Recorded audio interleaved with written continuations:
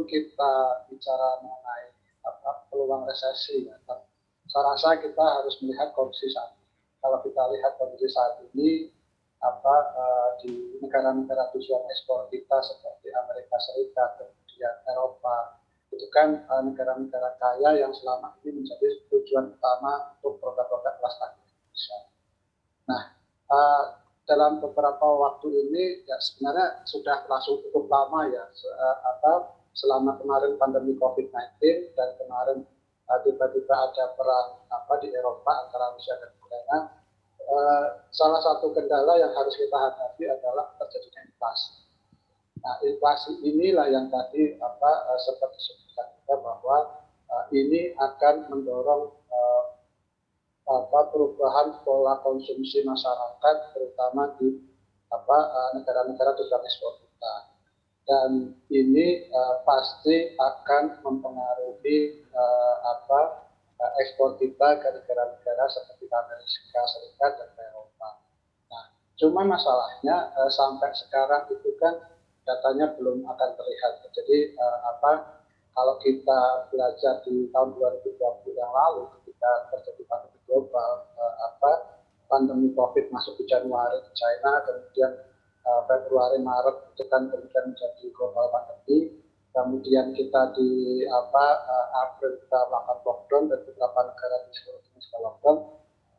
Alas kaki kita masih tetap produksi untuk tujuan ekspor kita sampai kemudian bulan Mei kita menyelesaikan order kita, dan sudah ada beberapa pabrikan di bulan Mei itu yang kemudian terpaksa melakukan PHK, perampungan dan sebagainya sampai beberapa bulan ke depan.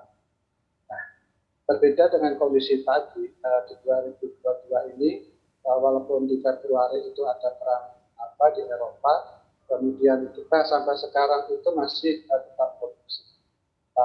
Bahkan di data kita sampai bulan Mei kita itu masih tumbuh sekitar 37%.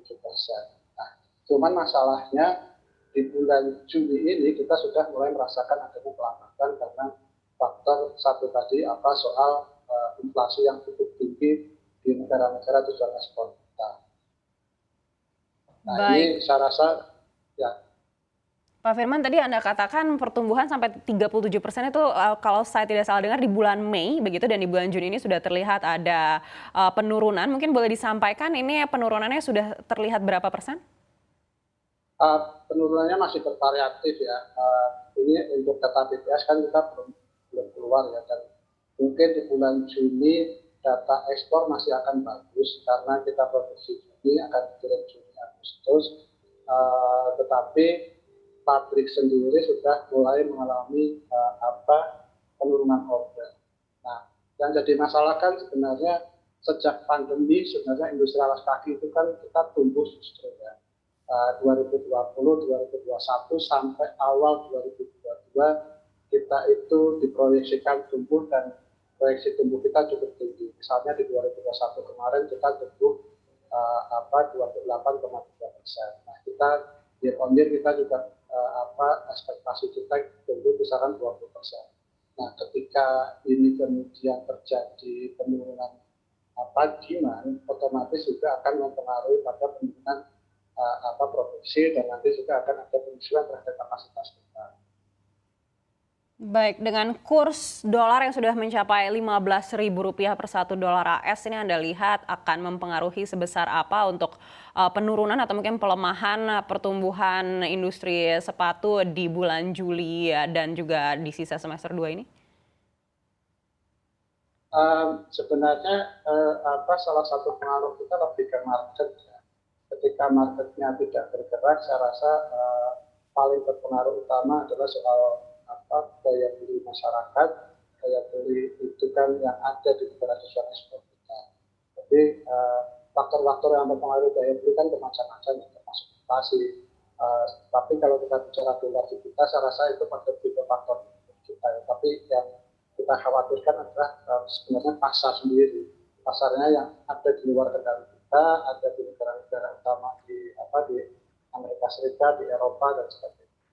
Iya, Pak Firman, kalau kita dengar di industri daging tadi sebenarnya untuk resesinya sendiri ini tidak terlalu mempengaruhi begitu karena kebutuhannya juga masih bisa dialihkan ke negara-negara lain. Tapi bagaimana dengan di industri sepatu? Apabila kurs ini masih terus naik dan juga ada resesi di Amerika Serikat, seperti apa ini akan mempengaruhi industri?